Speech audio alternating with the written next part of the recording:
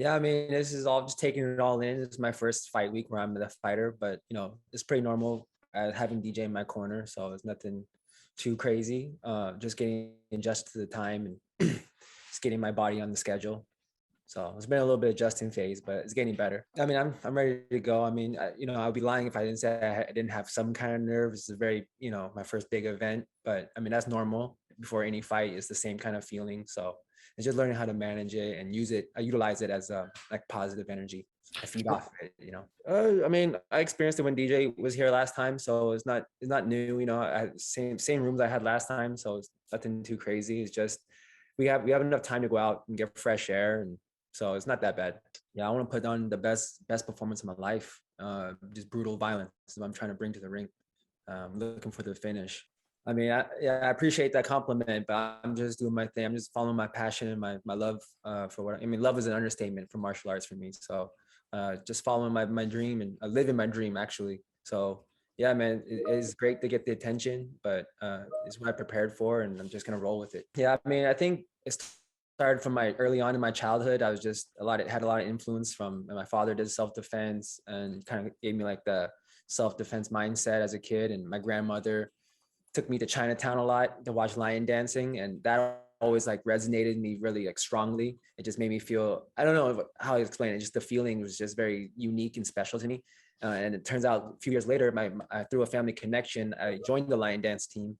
And the first time I ever stepped into a martial arts gym was in Chinatown. It was like a little garage, and I was the only kid in there. And it was, it wasn't like a paid class or anything. It was just like some guys getting together and training with a Sifu who's like at the time was the leader of this lion dance team called Yin Yong Tong International Lion Dance Team. And some of the guys were like bouncers, some guys were like ex-military. It was like ex-military golden glove fighter there, amateur boxer, and just a big mix of guys, and I was like the kid that they kind of groomed up, just a bunch of OGs, and they taught me how to lion dance. And back then, like the kids these days, if they don't do like the front of the performance is like a head and a tail, and nowadays like kids have to do the head or they're not going to want to do it. But for me, I had to do the tail for like years before I even got to touch the top. But it was just something that I wanted to do, and I just felt just connected to it as soon as my first day I was in there. My first day, I just felt like this was what I wanted to do, and that's kind of how I got my start. Yeah, man, it's for just my teammates from AMC Kickboxing Pancration. It's just like DJ, it's just we take anywhere the fight goes. I'm ready to go anywhere. It's just adapting to the opponent is the key. So being well rounded is the number one thing you can do in this sport to be successful. I think not neglecting any training in any one aspect of the game. You have to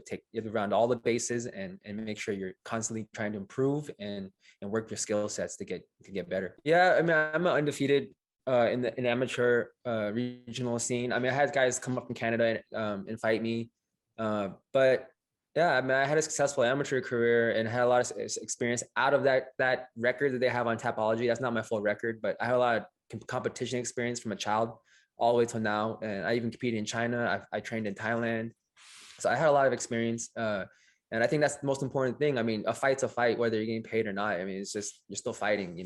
And all those experiences and from all those camps and everything that happened in those fights has prepared me for now. I faced every type of opponent that I could have faced.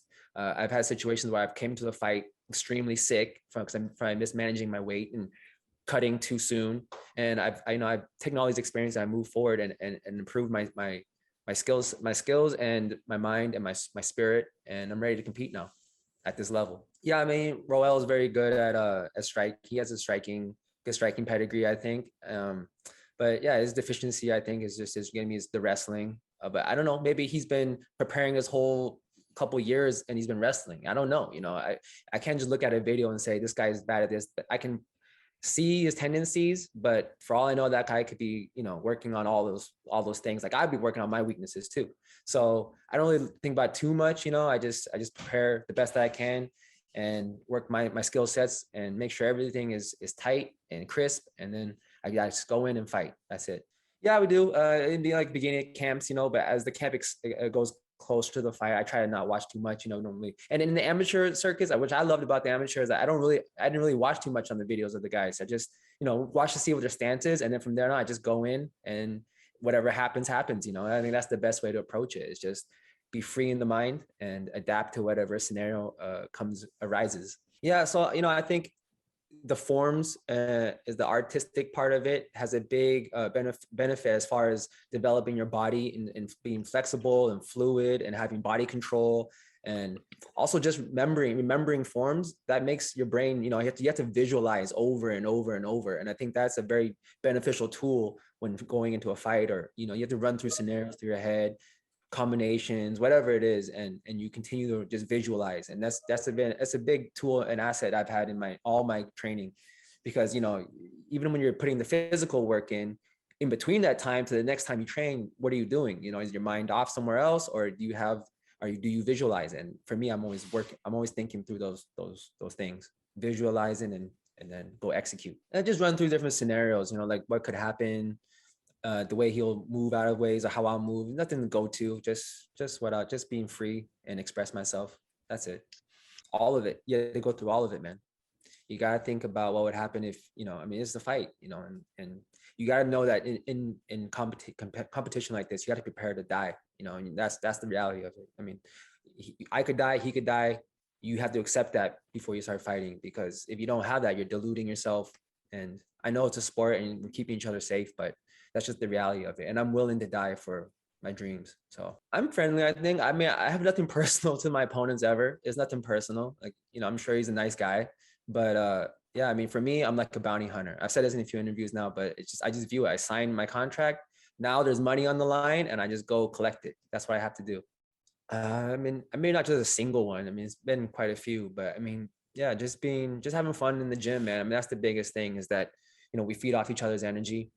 And yeah, it's a good environment, man. It's like a brotherhood. So it's not just him, it's like everyone else in the gym as well. We're all very close, tight knit group. And yeah, man, we just feed off each other, have fun in the gym. And I can't really pinpoint a single thing he said to me, but yeah, we just talk back and forth all the time. So yeah, he's been a big help to my career, and moving forward, I'm there for him as well. So just keep it going. I do play video games. I do. It helps the mind.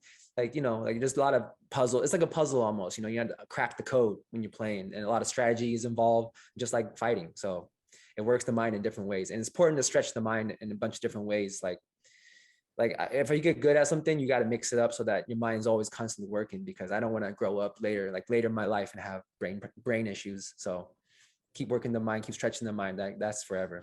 I'm playing Overwatch a lot. It just works the reflex, in certain characters you have to like find the shot. Yeah, just there's a lot of reflex involved. Yeah, it helps, man. I think everything can benefit. Everything I do, I try to correlate it to martial arts in some way, I think. So yeah, it all benefits. It just depends how you look at it, your mindset. That's just who I am. I don't think, I really don't think, I don't know what else I would do if I wasn't from, I don't know what I'd do if it wasn't for martial arts. So this is all I want to do.